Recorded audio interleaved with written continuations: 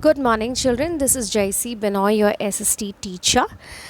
Today, we are going to continue with our chapter on discrimination and diversity. And I hope you are all geared, have gone through the previous video, and have understood the concepts of prejudice and stereotype. Today, we are going to start with caste discrimination in India. Now, caste system is the most dominant reason for inequality and discrimination in India. We have already seen what discrimination means. Discrimination means treating people differently or badly depending on how you are prejudiced or whether you have stereotyped them. All right. So that is what is the most important reason, biggest reason for discrimination in India? It is the caste system. Now, in the beginning, when the caste system was implemented, it started as dividing different groups on the basis of the occupation of their occupation, known as the varnas, which I have put up on the screen. These groups or varnas were flexible, and every person had the right to choose or change his profession whenever they wanted. They could change their profession. Alright, but gradually the basis of division shifted from the work that they did to what the family did. It became like the work of their lineage. Now, what is lineage?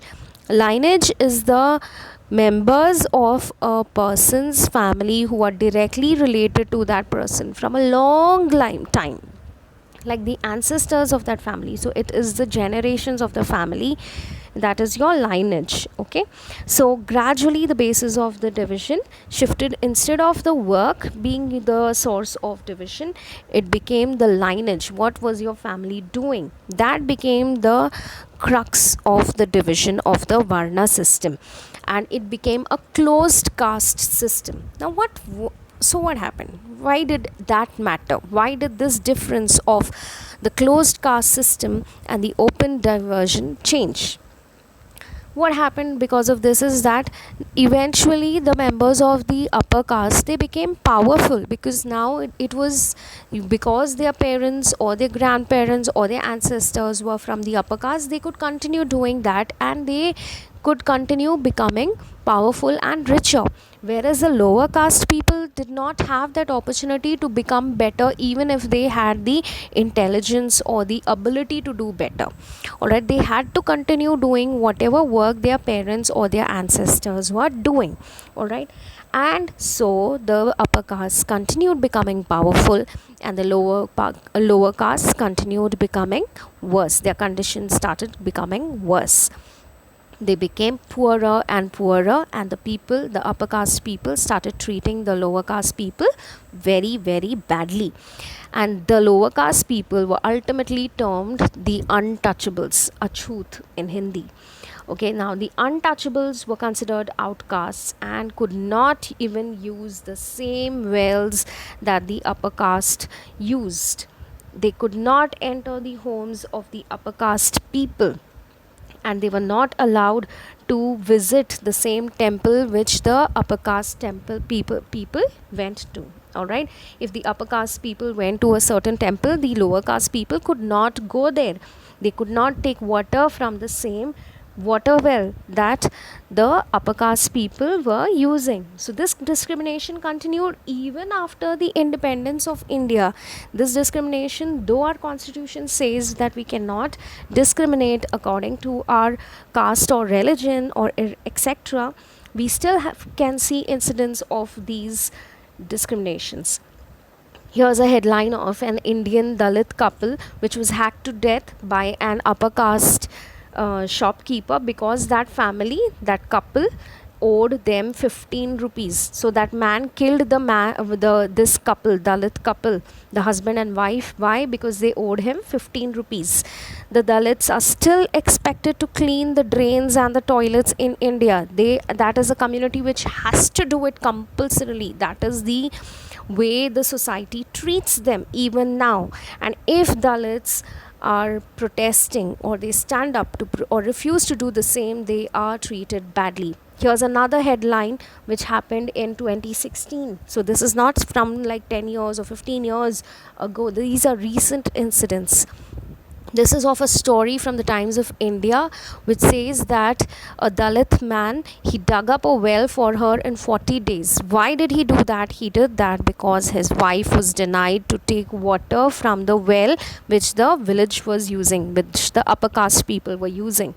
All right, so he dug up a well in 40 days. Here is another story of a Dalit groom who happened to be an army jawan, and he was posted in Jammu and Kashmir. So he had come back to Gujarat to get married, and he wanted to ride the horse for his barat. Now when his barat was traveling, was moving, that time the barat was hit by stones. Okay, who was throwing these stones? The upper caste community members in that place. So this happened in Gujarat, and this is also a recent story. So things have not changed much, but over a period of time, many people in India have fought against caste oppression, and most prominent amongst them was Dr. B.R. Ambedkar. Now, Dr. B.R. Ambedkar also came from a low caste family and suffered discrimination throughout his childhood. But he did not let that push him down. What did he do? He fought actively for the rights of the untouchables. This quote of his itself tells you how powerfully he felt for this fight. He says, "My final words of advice to you are educate, agitate, and organize. Have faith in yourself." What does this mean? It means that you have to, if you are educated, only then you will be aware of your rights. You will know what is right and what is wrong. You will be able to fight against prejudice and stereotype. You will not let others to tell you what to think or to form an opinion. All right, so this is what B.R. Ambedkar thought about very strongly, and that is why he fought for the abolishment of the untouchability. Now, Dr. B.R. Ambedkar was born in 1891 in a family of Mahars, which was a low caste group of people from Maharashtra, and they were considered untouchable. Now, you will say that if he was untouchable, how did he become a lawyer, and how could he live like this? So, what happened is that the grandfather and father of Dr. B.R. Ambedkar worked as soldiers in the British Army. So they were wealthy and they had resources for themselves, and which allowed Dr. B.R. Ambedkar's father to send him to America. So B.R. Ambedkar was very clever. He went to America for higher studies and became a lawyer, came back with honors. All right, a very big achievement because he was so intelligent. Now he came back to India and he was given the job as an advisor to the Baroda state. But he did not like how he was treated by his juniors, by his subordinates. What does that mean? It means that the people who were working for him in his office, they were from upper castes, and he was the boss of these people. But these people who were from the upper caste used to treat him badly, and he just could not tolerate that insubordination. He did not like that, in spite of his education and intelligence, the tag of being an untouchable was never leaving him. He was tired of this discrimination. And at every stage in his life, he had to fight this prejudice and discrimination with that, which came from being an untouchable. And though he gave the country, though he fought his life, he gave his life for the fight of independence, for the fight of abolishment of untouchability with the other Indian freedom fighters. All right, and he gave India the Constitution of India. But still, he could not change the basic problem in our nation's character, and that pained him. So, though he was born a Mahar, he died a Buddhist in 1956. What does that mean? It means that he converted to Buddhism. He became a Buddhist so that he could die a dignified death. He did not want to die as an untouchable. He did not want to die in that caste. And so he converted and became a Buddhist, and he died in 1956. All right. Now, in all this fight, what we have seen is that we are all talking about the right to equality. So, what is this equality?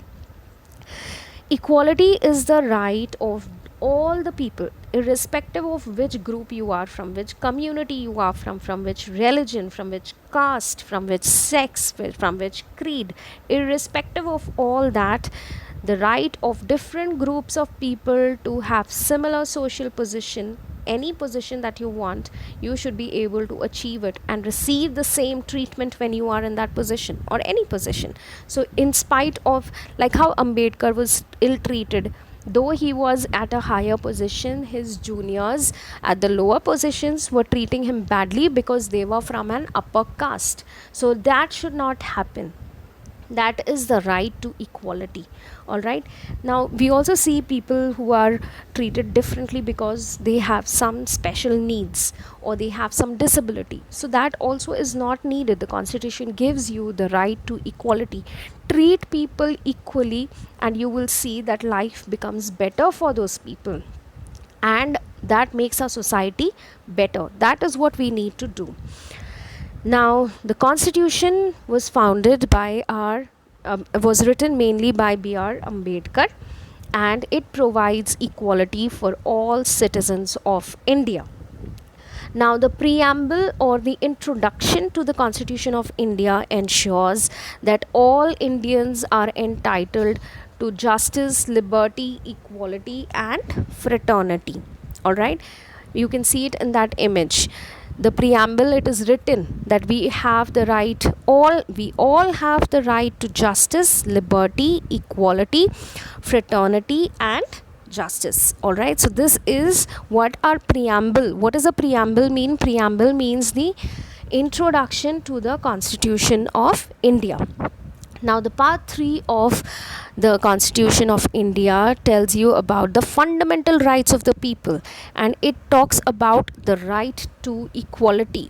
All right, it tells you that we all have the equal, we have equality before the law. We are all equal before the law, irrespective of which community or class we come from.